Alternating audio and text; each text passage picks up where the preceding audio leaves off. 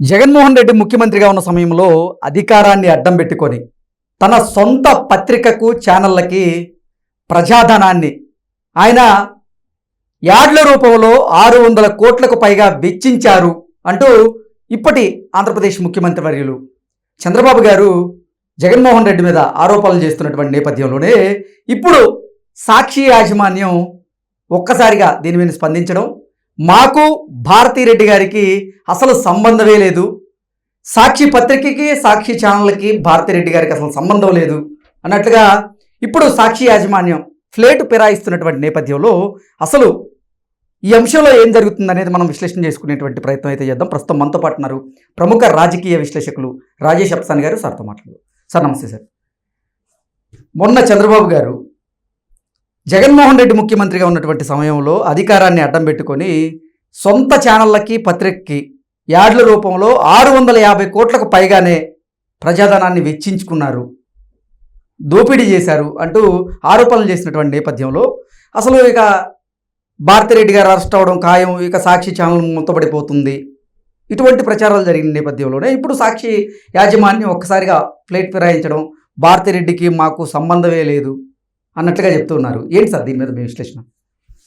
అంటే ఇక్కడ గమనించుకోవాల్సింది మనం జగన్మోహన్ రెడ్డి గారి మీద సిబిఐ నమోదు చేసిన కేసులు ఆరోపణలు ఏంటి? ఆ కేసులోని ఆరోపణలు అవినీతి, జగతి పబ్లికేషన్స్, ఇందిరా టెలివిజన్, ఆ రెండు సంస్థల్లోకి రాజశేఖర రెడ్డి గారి ప్రభుత్వం ద్వారా కొంతమంది కార్పొరేట్ శక్తులకి లబ్ధి చేకూర్చడం, ఆ కార్పొరేట్ శక్తులు జగన్మోహన్ రెడ్డి గారి సొంత సంస్థలైన జగన్మోహన్ రెడ్డి గారి ద్వారా ఏర్పాటు చేయబడ్డ జగతి పబ్లికేషన్స్, ఇందిరా టెలివిజన్లో పెట్టుబడులు పెట్టారు. ఇవి పెట్టుబడులు కాదు, రాజశేఖర రెడ్డి గారి ద్వారా జరిగిన లబ్ధికి ప్రతిరూపంగా ఇవ్వబడిన లంచాలు అని చెప్పని సిబిఐ ఇది క్విడ్ ప్రోకో, ప్రభుత్వం ద్వారా మాకు ఇది మీరు చేయండి, మా ద్వారా మీకు ఇది చేస్తాము అని చెప్పని జరిగిన లంచాల భాగవతం ఇది వాళ్ళ నాన్న అధికారాన్ని అడ్డం పెట్టుకొని జగన్మోహన్ రెడ్డి అక్రమంగా కూడబెట్టుకున్న ఆస్తులు ఇవి అని చెప్పని సిబిఐ ఛార్జ్ షీట్ల రూపంలో తెలియజేసింది. జగన్మోహన్ రెడ్డి మీద కేసులు పెట్టింది, జైలు పాలయ్యారు. 16 నెలల తర్వాత బెయిల్ తీసుకొని బయటకు వచ్చారు. ఇప్పటికీ ఆ కేసులు విచారణలోనే ఉన్నాయి. ఇవాళ సెప్టెంబర్ 20, ఇంకొక 3 రోజులు ఉంటే సెప్టెంబర్ 23వ తారీఖు జగన్మోహన్ రెడ్డి గారికి గౌరవ సుప్రీంకోర్టు నుంచి బెయిల్ దక్కి 11 సంవత్సరాల కాలం పూర్తవుతుంది. అంటే మరి వాళ్ళ శ్రేణులు ఆహా ఓహో మా నాయకుడు తప్ప ఈ భూమండలం మీద ఇన్ని సంవత్సరాలు బెయిల్ మీద ఉండగలిగే ఘనత సాధించిన నాయకుడు ఇంకొకరు లేడు, మొత్తం భారతదేశ రాజకీయ ముఖచిత్రం మీద ఇంతటి ఘనకార్యం సాధించిన ఏకైక నాయకుడు జగన్మోహన్ రెడ్డి గారు అని చెప్పని మరి బాణాసంచాలు కాల్చి అన్నదానాలు చేస్తారేమో చూడాలి రేపు 23వ తారీఖు. మనం ఒకవేళ వాళ్ళు చేయకపోతే మనమన్నా చేయాలి. మన వ్యవస్థల్లో ఉన్న డొల్లతనం ఇది.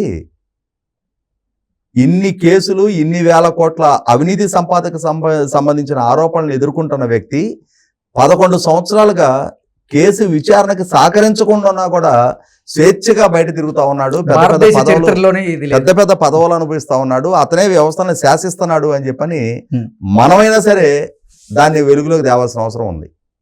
ఇంకా 3 రోజులు. మరి జగన్మోహన్ రెడ్డి గారికి సంబంధం లేదు, జగన్మోహన్ రెడ్డి గారి సతీమణికి సంబంధం లేదు.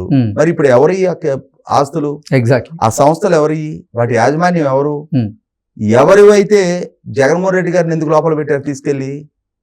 ఎవరో థర్డ్ పర్సన్స్, ఎవరివో అనామకులు అనుకుందాం. పోనీ దాన్ని ఎవరికైనా వేరే వాళ్ళకి అమ్మేశారా? ఎన్ఫోర్స్మెంట్ డైరెక్టరేట్ సీజర్లో ఉన్నాయి, వేరే వాళ్ళకి అమ్మటానికి ఆస్కారమే లేదు.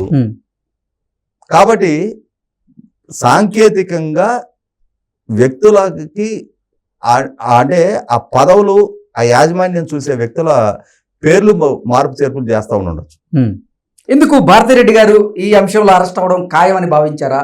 అందుకే భయపడే ఆ పదవులలో మార్పులు తీసుకొచ్చారా అంటే ఏం చెప్తారు సార్? ఇప్పుడు తాత్కాలికంగా పదవుల్లో మార్పులు తీసుకొచ్చినా సరే ముఖ్యమంత్రి హోదాలో జగన్మోహన్ రెడ్డి గారు ఉండి తన సతీమణి యాజమాన్యంలో ఉన్న సంస్థలకి ఆమెకి ఎప్పుడు సంబంధాలు లేవని చెప్తున్నారు వీళ్ళు.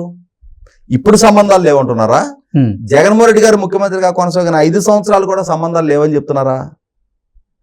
అప్పుడు కూడా సంబంధం లేదంటున్నారు, ఇప్పటికీ సంబంధం లేదని చెప్తున్నారు. అదే సంబంధ బాంధవ్యాలే లేవు అనుకుందాం. ఉమ్. మరి భారతీయ సిమెంట్స్ నుంచి, సాక్షి సంస్థ నుంచి భారతి గారికి ఎందుకు కోట్ల రూపాయల జీతాలు చెల్లిస్తా ఉన్నారు? ఉమ్. ఏ హోదాలో ఆమె జీతం తీసుకుంటా ఉంది? ఉమ్. ఆ వివరణ కూడా ఇవ్వాలిగా. అవును. ఇక్కడ సాక్షి గురించి 600 కోట్ల రూపాయల ప్రస్తావన వచ్చింది. నిన్న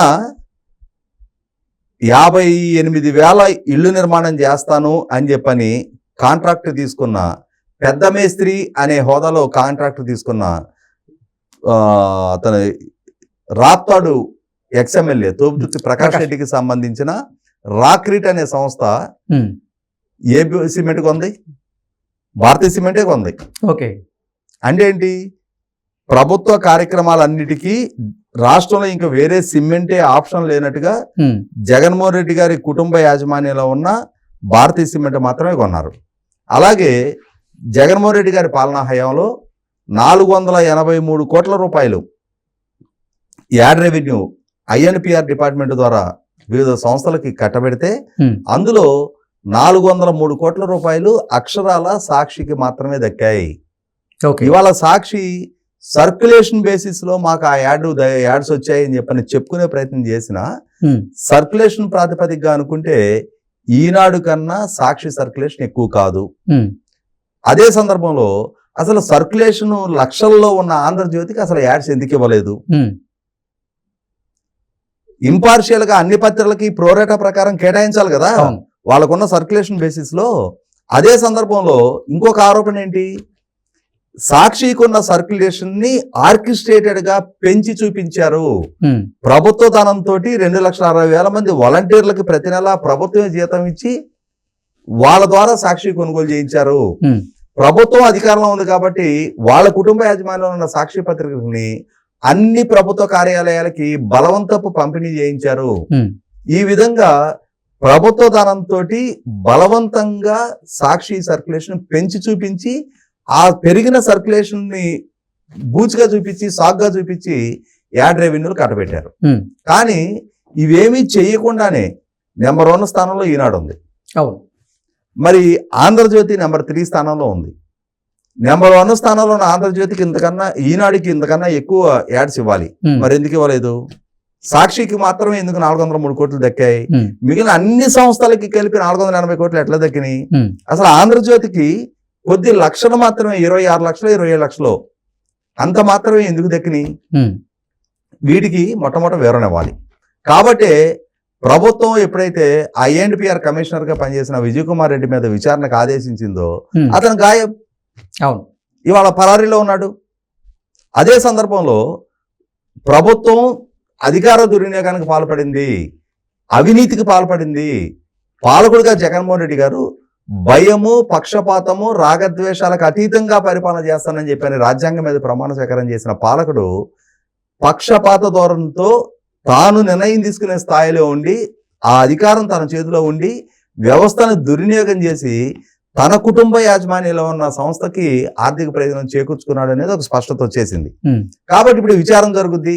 విచారణ జరిగితే భారతి గారిని అక్యూజర్ గా పిలుస్తారు. యాజమాన్యంలో ఉండి నువ్వు ఎలా ఈ విధంగా అంటే ఎంత ఆయాచిత లబ్ధి పొందావు అని చెప్పని వివరణ ఇవ్వు నువ్వు అని చెప్పని పిలిచి అడుగుతారు. ఉమ్. అందుకోసం అని చెప్పని ఇప్పుడు బొంకటం మొదలు పెట్టారు. ఉమ్. భారతి గారికి సంబంధం లేదని చెప్పని. అంటే వీళ్ళు ఎంతటి మహానుభావులు, ఎంతటి గనులు అని అంటే, ఎన్నికల ముందు మా చిన్నాయన్ని చంద్రబాబు నాయుడు హత్య చేయించాడని చెప్పని ప్రచారం చేస్తున్నారు.